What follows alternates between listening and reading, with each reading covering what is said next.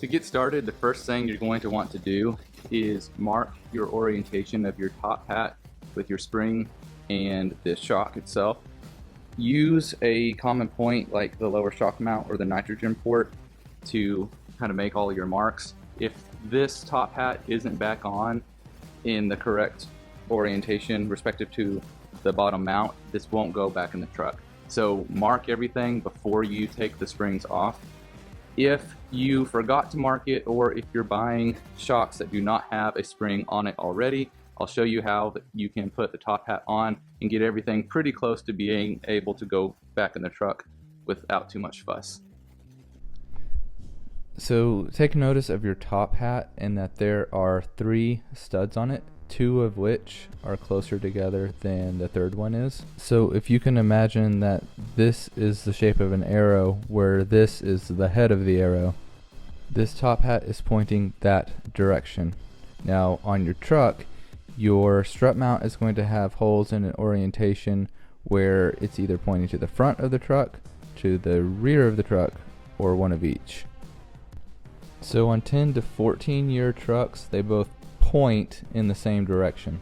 I can't remember if it's to the front or both to the back, but both sets of studs will be pointing the same direction. On a 15 to 20, mine's a 2017 truck, the passenger side points to the rear and the driver side points to the front. So the way that you know which direction this is mounted is the nitrogen port there at the bottom.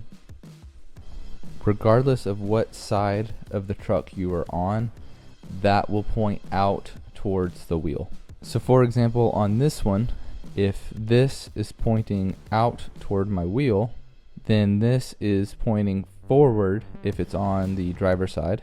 And then if this was on my passenger side with the nitrogen port facing out toward the wheel, this shock is now facing backwards. So hopefully that makes sense, and you might just need to line everything up and basically just make note of the orientation of the holes on your truck and make sure that you've got everything on the shock oriented to where it matches up. I bought these pre-assembled, and one of them is correct, one of them is not, because again, these are both pointing in the same direction, and on my truck one needs to go forward, one needs to go back. So I'm going to get this swapped around, and I'll show you how you can do that if you forgot to mark the orientation on your strut.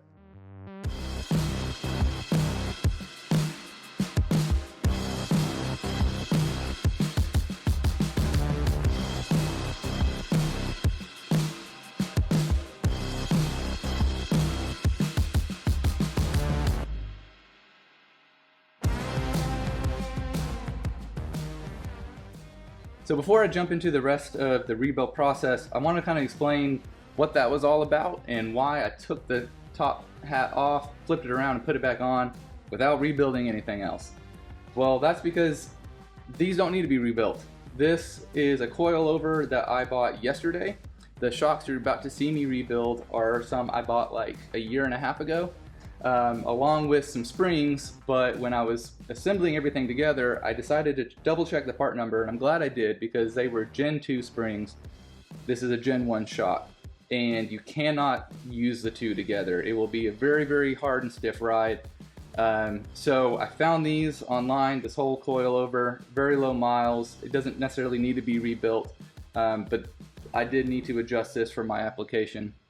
So for all you guys watching for swaps, that part is important to know. If you're just following along to rebuild on your own Raptor, you can kind of disregard that. Just know that once you get the top hat off, you can then take off everything else. We'll get started by taking off this black dust cap, and there are some wiper seals that are in this blue top cap that do a lot of keeping out debris and things like that from the shock shaft and getting inside.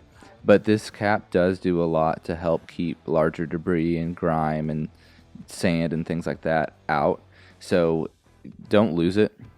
Keep track of it and put it back. It also helps to keep dirt out of the holes where you're going to put your spanner wrench. And it also covers up 2 small bleed screws that are here at the top. So just get it cleaned up real well before you start trying to take anything apart. And a quick note about these bleeder screws, there is a small ball bearing on the bottom side of these, and so if you loosen these up too much, that can fall down into the top cap, and once that happens, it's done. You have to get a new top cap. You can't get it back out, so just keep that in mind. Only crack these open enough to actually relieve some pressure, but do not back them all the way out. A quarter to a half turn is really all that you need to do. With the shock and the vise, the first thing that we're going to need to do is remove this little plastic plug from the nitrogen fill port, and then we'll use a 3/16 hex head to remove the plug. I'm just using a right angle pick to try to get in there and get behind the plug.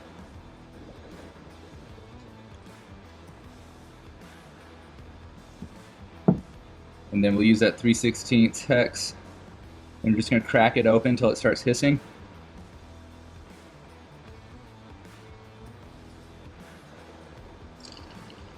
Okay.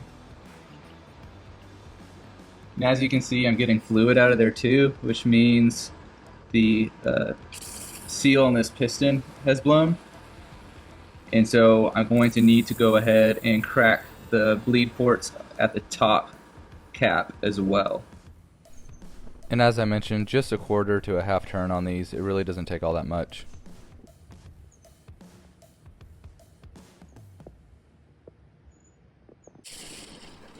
Then just go ahead and move back to that nitrogen fill plug and just slowly back it out until it's ready to be removed.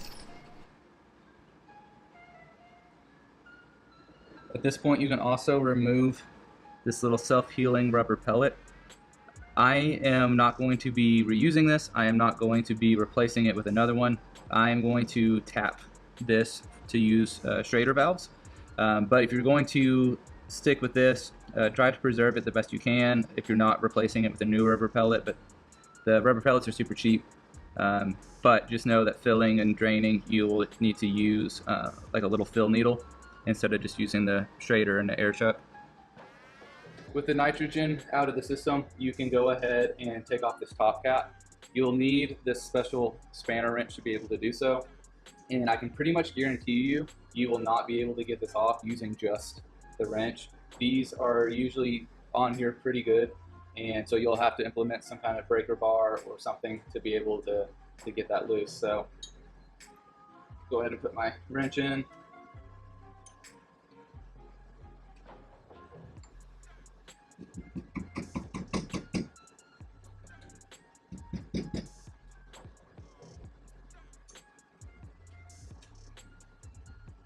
Yeah, that's not coming.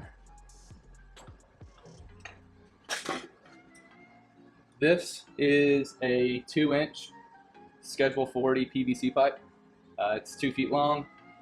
This is what I've been using. It hasn't let me down yet. I don't have like a metal pipe or anything in a big enough diameter, but I picked this up and it works just fine, so that's what I'm going to use here. And I'm going to slip it over and then actually use the handle to my floor jack to put on the other side of the Schedule 40, because even with this extra 2 feet, it's still pretty difficult. So this gives me just a little bit extra to get some leverage and some torque on this thing. Stop.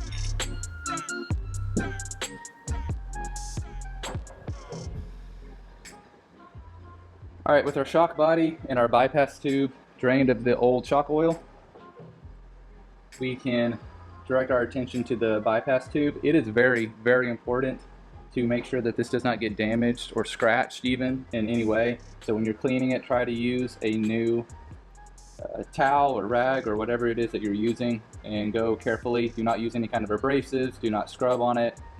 Just soap and water is going to be fine. You're just basically going to want to get the old oil off of there, but in doing so, be able to inspect for any damage or scoring that might be on there. But after you've got it wiped down, we're going to need to get this bottom section removed. You can use anything that's softer than aluminum. I just have this wooden dowel that I'm using, and essentially all you'll do is put it in there and give it a little bump.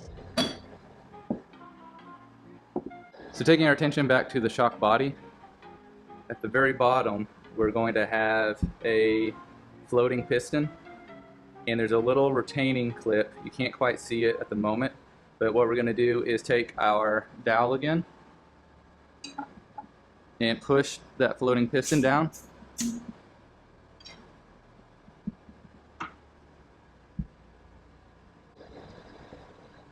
You'll want to push that floating piston down at least like 1.5 inches, 2 inches or so.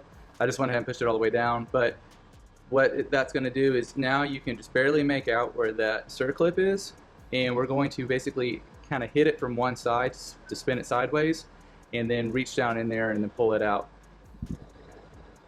There you can see that I've spun that clip sideways, and so now all I'm going to do is I have this little hook I made. This is like a aluminum, like brazing quick weld kind of wire stuff, super soft. So I'm going to put this down in there, bend it into a little hook. As you can see, I'll grab the clip and pull it out.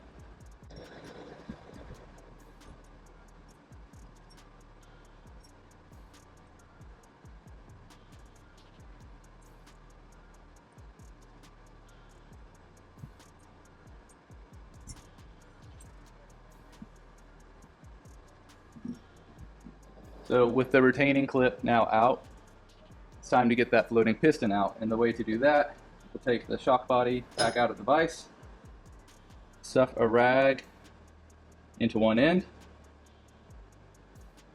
flip it over, and then through our fill port, we're just going to put a little bit of compressed air until we can pop that piston loose. You're not wanting to blast it out or anything, but just enough to get it moving, and you'll know when it drops.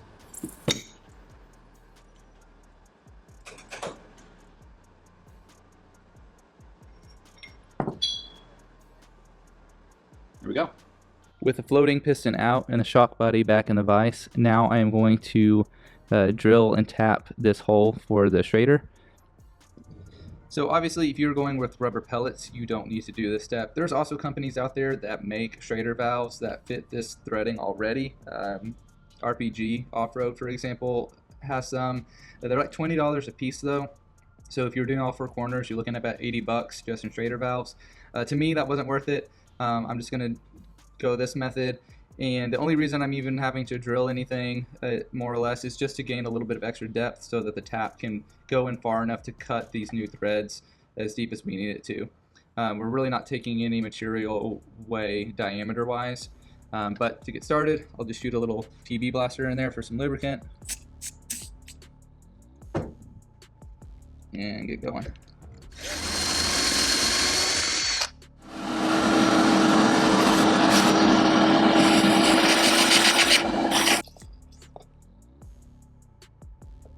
Now this rebuild kit and Schrader came from Schmitty Racing. Their Schrader valves use a 1/8 27 MPT thread pitch. That's what I'm tapping this to right now. I'll put a link in the description for the tap and drill bit that I'm using here.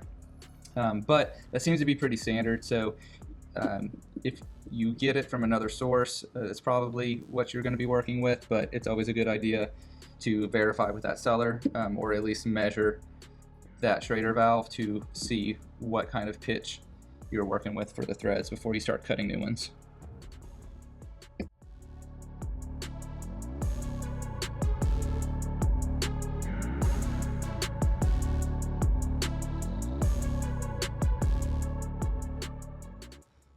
Once the shock body's been thoroughly cleaned out, there's no shavings or anything in there, you can wrap your Schrader valve with some Teflon tape. Schmitty Racing said to use pipe sealant. I've done that before and it didn't quite hold. Maybe it's just the amount that I was using or the type, but I've used Teflon tape since and it has done fine. So that's what I'm doing here. So just 2 or 3 times around, nothing excessive. Get it started, and then I'll use a 7/16 wrench to snug it up. There we go.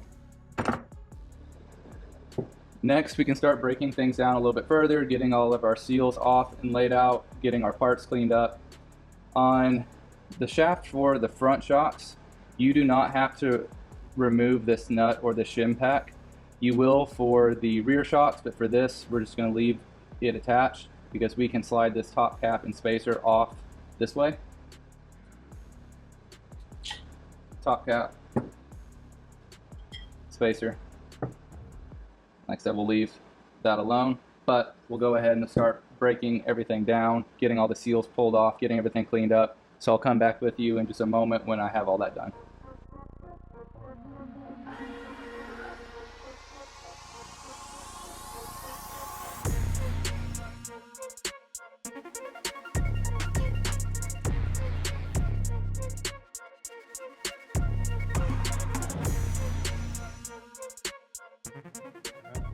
So in the top cap, you have a seal stack, and there are 3 levels. We have a top, middle, and a bottom.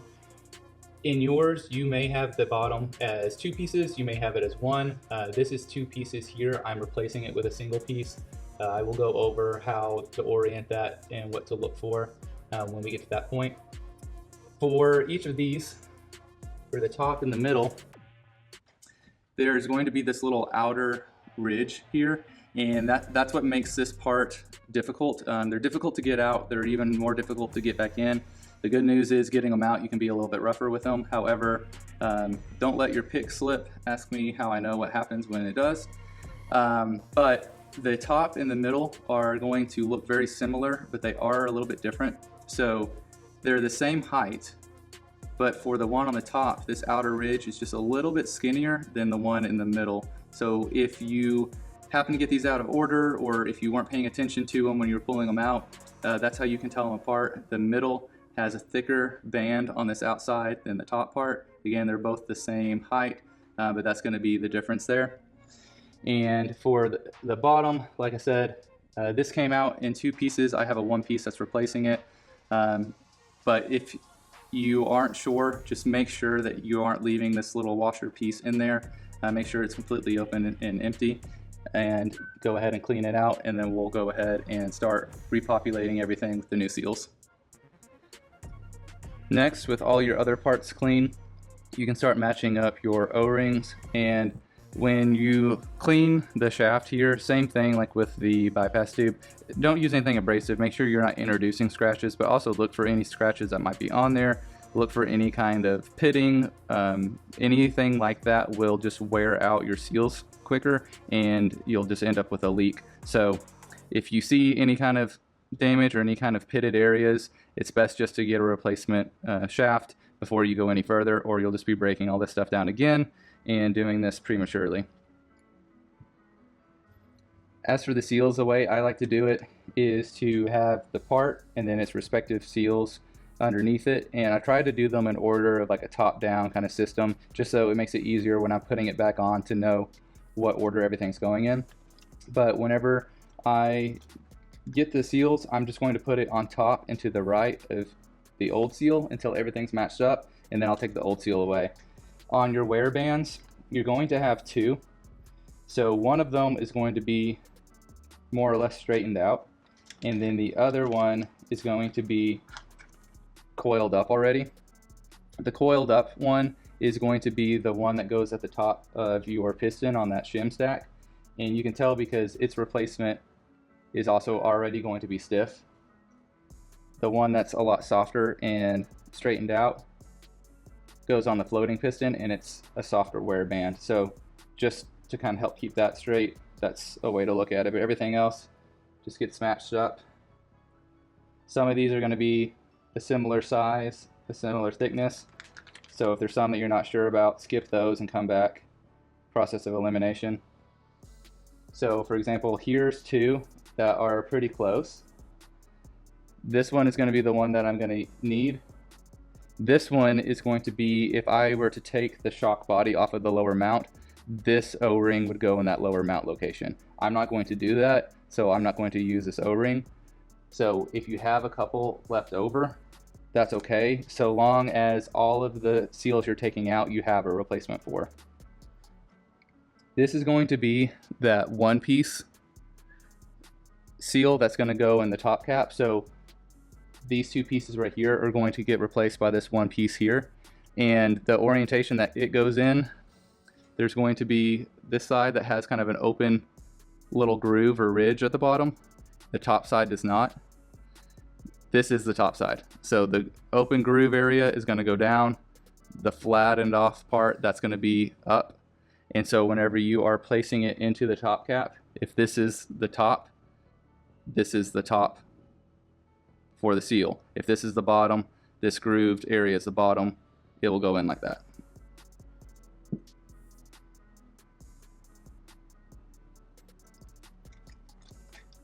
I also went ahead and opted to get the Viton seal pack. It's going to be a little more wear resistant, a little higher temperature range compatible. So it's a little bit more expensive, but it's a better material. And then again, here's those top and middle pieces for the top cap. Here's the top, here's the middle. Middle has a thicker edge band there. So there were two O-rings I did not use. Like I said, one is going to be for that lower mount area, and then this one I believe is going to be what you would use if you were replacing that two-piece design without using that new white one piece. I believe that this goes in there. Again, I don't need to use it, so it's just going off to the side. And that's going to be all of my seals. So now I'll just take the old ones. Go ahead and pour yourself some clean shock oil into a clean container. Any of the seals that we put on, we're going to want to make sure are lubricated really well so that they don't cut, rip, tear. Plus, it will be a little bit easier to get them all on when they are lubricated.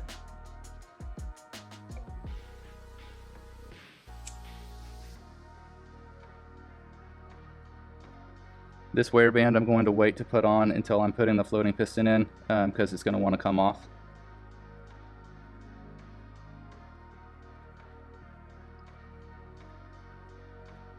But this wear band, since it's got some tension to it, I'll go ahead and snap it on.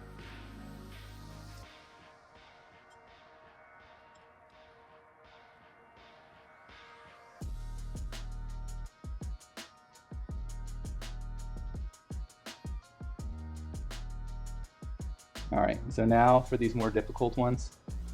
And I usually like to go from the bottom up. So that means starting with this one. Again, this open ridge area is going to be down, so that's the way I'm going to put it in. You will probably need to use a couple of little helper tools. So I have this little trim removal tool to help. I usually will use the wooden dowel as well. Don't use anything sharp or metal. You don't want to cut this or puncture it. Also, you don't want it to slip and cut yourself either. So there's really not a good way to explain how to do it. I just, like I said, get it lubricated real well. I'll oblong it and push it in, and then get one end inside that lower groove, and then I'm just working it however I can. Again, I'm being gentle with it. I'm not using anything sharp, but however you can massage it into place is really the best way to do it. So what works for you works for you. Good luck.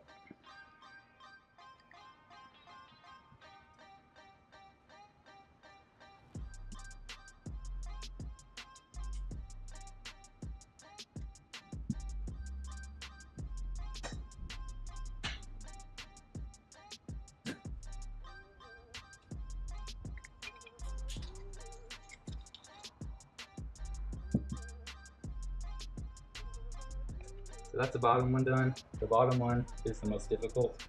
So, I mean, the top two aren't easy, but they're not as bad. at all as that bottom one.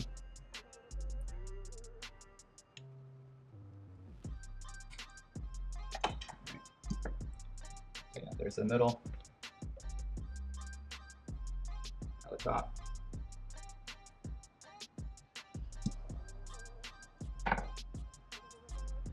Alright, and then the top. All that is going to get slid back over the shaft. Make sure that your spacer is on. And then when putting the top cap back on, your kit should come with this, I call it a bullet, and it's going to slip over the threads here, and that's going to make sure that you're not scraping or tearing any of those seals that you just put on. So it'll just drop on right there, and then the top cap slides on top of that.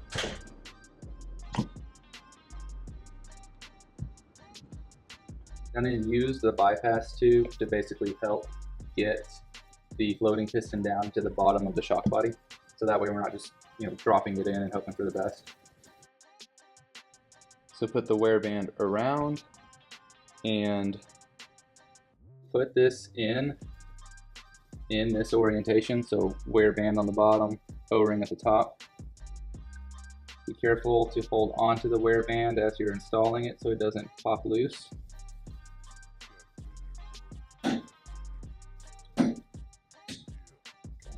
And then just push it in like an inch or two just to make sure it's down in there. And like I said, we're going to use the bypass tube to help get it seated at the bottom. So carefully lower the bypass tube down into the shock body. Make sure it goes all the way in. It doesn't get caught up on any ridges or anything. And once it is seated and centered, let's take your dowel again, and you'll push it all the way down. If you have a Schrader valve, you can remove the valve core or just use air pressure tool excuse me, to push that in. If you don't have anything installed in there, then you don't have to worry about it, but as we're pushing that floating piston down, it's going to need somewhere to push that extra air. So with one hand I'll push in the valve stem, and then with the other hand I'll push it down with this dowel.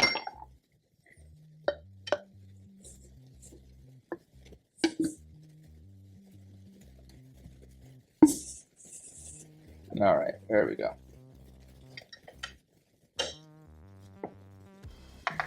Then just carefully pull that bypass tube back out.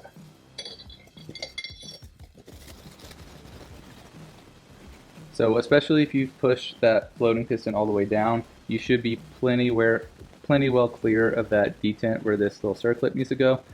So now we're going to put that in. For this, we're basically just going to drop it in there. And then we'll use our wooden dowel to push it down past that detent and turn it, getting it as flat as we can and as close to that detent as we can before setting it in place. So mine's not quite perfect, and that's okay, because I'll show you how it should still work. So that's how I've got the clip in there. Because next what we're going to do is just get a little bit of air and slowly add till it all rises back up. So now you can see the floating piston is back up against that circlip. The circlip is seated in the detent. So now we can go ahead and get the bypass tube put back in. So after adding this piece back into the bypass tube, you're going to have these larger holes going along the top, this at the bottom. This is the orientation that we'll put it back in. And same as before, you're just going to lower it in carefully and make sure it's nice and centered and all the way down. Once it is, you can go ahead and fill that up with shock oil. So for this, you're just going to fill up the bypass tube to about 1/16 of an inch or so, 1/16, 1/8 of an inch, so basically all the way to the top, just barely shy. So that's what I've got right there. We can then move on to installing our main piston. And so same thing with this wear band, just make sure that it is staying on, that it's not going to pop loose and it's not going in crooked on you. As soon as you're able to see that everything is going into the bypass tube smoothly and straight, you can go ahead and bring this top cap all the way down and get it screwed in.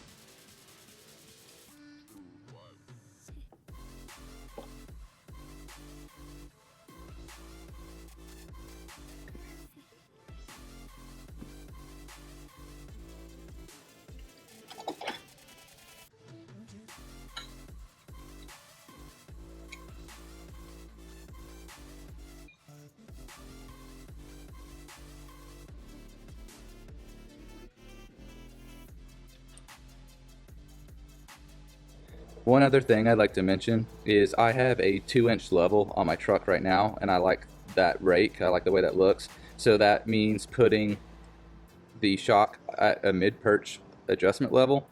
I bought these used. This is already at a mid-perch. This would be the bottom. So I'm going to leave it alone. But if you were to try to do that for yours, this little set screw right here is a 3/32 hex, and you'll loosen that up. You can use a hammer or something to tap on the bottom of the perch to move it from this detent area up to the next one.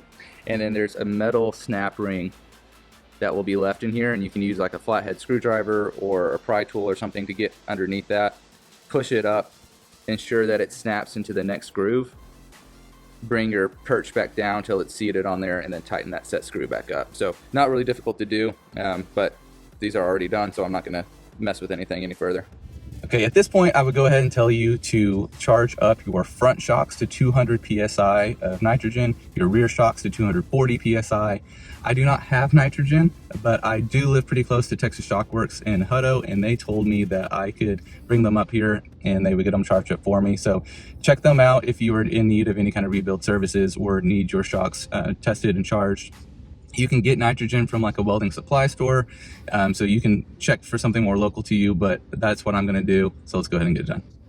And I did just want to mention that whether you are rebuilding these yourself and charging them up on your own, or taking it somewhere to get filled, whatever, before you put the spring back on, to be sure to put this black cap back on the top of the shock body. It does help a lot with keeping dust and bigger debris out.